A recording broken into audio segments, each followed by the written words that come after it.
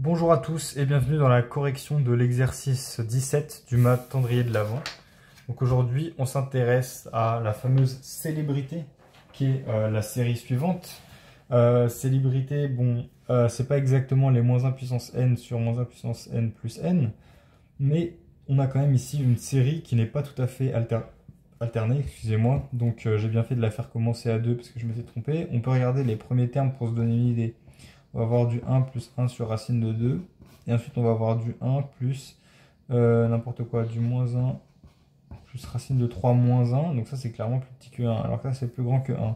Mais même si on regarde à l'infini, on pourrait avoir par exemple du moins 1 sur moins 1 plus racine de n contre du coup du 1 sur 1 plus racine de n plus 1. Et donc, à l'infini, racine de n et racine de n plus 1 vont à peu près avoir la même valeur. Et donc ici, on va avoir 1 qui diffère de 1 et de moins 1. Donc peut-être ça va être, par exemple, si je prends racine de 10 000, on va avoir ici du 99 et du 101. Vous allez me dire, ça reste le même ordre de grandeur, mais enfin, en valeur absolue, ça reste pas décroissant, en fait. Donc c'est pas décroissant, donc le CSSA, en fait, on peut l'oublier. Mais tant pis, il faut faire avec. Et déjà dans cette somme, donc dans ce terme général même, je peux dire, il y a quelque chose qui c'est pas le plus dérangeant, c'est le moins 1 puissance n qui est en haut. Bon, ça change de terme, mais ce qui est relou, c'est un peu d'avoir ce racine de n qui est additionné à ce moins 1 puissance n. Donc bon, si je sors celui-là, j'ai déjà quelque chose qui est de cette forme-là, où ça c'est presque 1, ce qui peut me donner envie de factoriser en fait par ce moins 1 puissance n. En plus, ça annulerait l'autre. Donc je peux essayer de le faire comme ça. Une autre chose que j'ai envie d'utiliser, c'est que là j'ai du 1 sur a plus b. Et que moi je connais mon DL de 1 sur 1 plus u où u tend vers 0. Mais là il y a un qui tend vers 0. Donc si je divise par racine de n, ce qui revient à factoriser en fait, j'écris que c'est moins 1 puissance n sur racine de n, facteur de en fait moins 1 puissance n sur racine de n plus 1. Et ben là je me retrouve avec quelque chose d'assez sympathique. Donc je peux écrire moins 1 puissance n sur racine de n et ensuite faire le développement de 1 sur 1 plus u. Donc 1 sur 1 moins u, je sais que c'est la somme de toutes les puissances de u.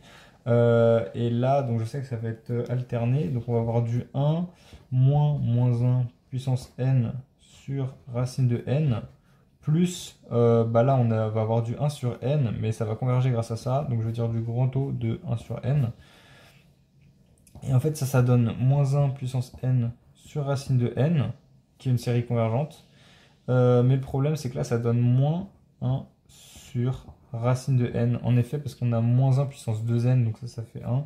Et on a ce moins-là. Et ensuite, ici, on a du grand O de 1 sur n puissance 3,5. Donc en fait, on a une série convergente. Une série convergente, justement, avec laquelle il ne faut pas la confondre, par le... Je vais y arriver.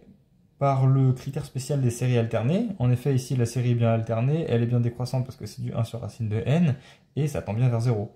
Mais ce n'est pas le cas pour cette série-là, et ici, on a une série qui diverge par Riemann, parce que c'est une série de Riemann, tout simplement. Et donc, bien qu'on ait l'équivalence, en fait, de ces deux séries, en fait, on a du moins 1 puissance n sur racine de n, donc on peut... oublier les moins 1 puissance n, on a du racine de n, disons, plus moins 1 puissance n sur racine de n, ça tend tout simplement vers 1. Mais ça ne suffit pas à dire qu'une série une série converge, donc l'autre converge. Pourquoi? Parce qu'elle n'est pas de signe constant, malheureusement.